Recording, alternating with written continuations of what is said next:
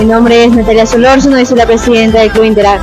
El día de hoy hemos hecho una actividad con el objetivo de poder erradicar la polio. Agradecemos la ayuda de todas las personas que nos colaboraron y los voluntarios que estuvieron el día de hoy aquí. Muchas gracias.